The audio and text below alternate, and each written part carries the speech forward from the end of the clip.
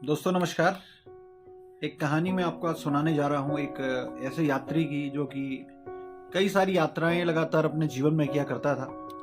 उसका एक सपना हुआ करता था, एक लक्ष्य हुआ करता था कि मुझे एक बार हिमालय की चोटी पर चढ़ना है। और एक बार वो चल पड़ता है, निकल पड़ता है कि मैं हिमालय की चोटी को फतह कर लूँ, एक बार हिमालय की चोटी तक मैं पहुंच जाऊं। और जब वो चलना शुरू करता है हिमालय की यात्रा पर, तो कुछ देर चलने के पश्चात वो थक जाता है, उसका हौसला टूटने लगता है और काफी थकावट और काफी थकान महसूस करता है, काफी कठिनाई महसूस करता है। और वो अपनी उस यात्रा को ये सोच करके रोक देता है कि मेरे बस का हिमालय पर चढ़ना नहीं है, क्योंकि हिमालय तो बहुत ऊंचा है और इतनी लंबी यात्रा मैं कैसे कर पाऊंगा, क्योंकि मैं तो अभी ही थक गया हूं, प्रारंभ में ही थक गया हूं। और जैसे कि मन में इस तरीके का विचार आता है तो वो रुक करके कुछ देर एक स्थान पर विश्राम करने लगता है, बैठ जाता है। वहीं पास में उसे एक बूढ़ा व्यक्ति दिखता है जो काफी अनुभवी प्रतीत होता है, तो उसके पास जाता है और कहता है कि मुझे हिमालय की चोटी पर जाना था, ये मेरे जीवन का एक सपना था, लेकिन क्योंकि हिमालय अभी बहुत ऊंचा है, बहुत दूर है और केवल कुछ ही दूरी तय करने पर मैं थक गया हूं, तो मैं कैसे इतनी बड़ी चोटी पर पहुंच पाऊंगा, तो मुझे नहीं लगता कि मैं इस लक्ष्य को पूरा कर पाऊंगा और मेरा ये सपना पूरा हो पाएगा। तो वो व्यक्ति उसे कहता है, वो बूढ़ा व्यक्ति है, काफी अनुभवी होता है, और वो उस यात्री को कहता है कि देखिए,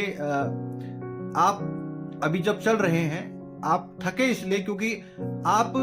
हिमालय की चोटी के बारे में सोच रहे हैं, और हिमालय की चोटी के बारे में सोचने के कारण आपने अपने ऊपर एक अनावश्यक दबाव ले लिया है, और उस दबाव के कारण आप बार बार जब उस लक्ष्य के बारे में सोच रहे हैं जो आपको असंभव सा प्रतीत हो रहा है, इस कारण आप मानसिक रूप से थक गए और आपको लगता है कि मैं इसे पूरा नहीं कर पाऊंगा। आपको एकदम हिमालय की चोटी के बारे में सोचने के बजाय आपको अपने अगले कदम पर ध्यान देना चाहिए, अपने अगले स्टेप पर ध्यान देना चाहिए। और आप अपने अगले कदम पर जैसे जैसे ध्यान देते रहोगे, अपने अगले कदम को आप अच्छे तरीके से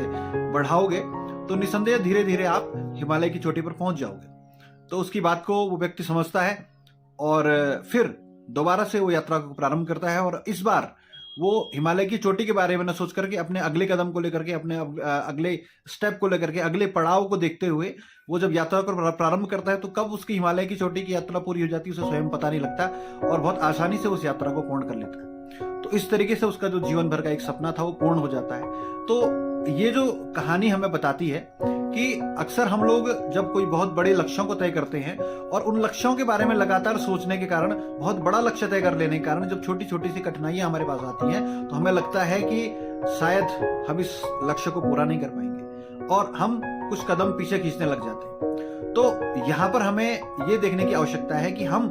अपने बड़े लक्ष्य को छोटे छोटे स्टेप्स में लेकर के चलें और काम को प्रारंभ करते ही परिणाम की अपेक्षा न करें, जो गीता के अंदर भी कहा गया है कि कर्मण्येवाधिकारस्ते मा फलेषु कदाचन, यानी कर्म करते रहे और फल की इच्छा न करें। अर्थात फल तो आपको प्राप्त होगा ही, लेकिन हम अगर अगले स्टेप पर ध्यान दे करके आज से 1 साल बाद मुझे क्या परिणाम आने वाला है उसके बारे में न सोच करके मुझे आज के दिन में उस परिणाम को प्राप्त करने के लिए क्या कार्य करना है, तो उस दिशा में अगर काम करेंगे तो निस्संदेह हमें सफलता मिलेगी। और ये हमारे काम करने का एक तरीका होना चाहिए। हमें जब छोटे छोटे स्टेप बना करके हम प्रतिदिन का, प्रत्येक महीने का, प्रत्येक सप्ताह का अपना एक लक्ष्य तय करते हैं, तो महीने के, साल के, 5 सालों के लक्ष्य बहुत आसानी से कब पूरे हो जाएंगे हमें पता नहीं लगेगा। लेकिन जब हम केवल अंतिम लक्ष्य को देखेंगे, बिना प्लानिंग के काम करेंगे, तो एक समय के बाद क्या हो जाता है, हम लोग थकावट को महसूस करते हैं, थक जाते हैं और लक्ष्य हमें कठिन लगने लगता है। तो ये सीख हमें यहाँ से मिलती है। बहुत बहुत धन्यवाद।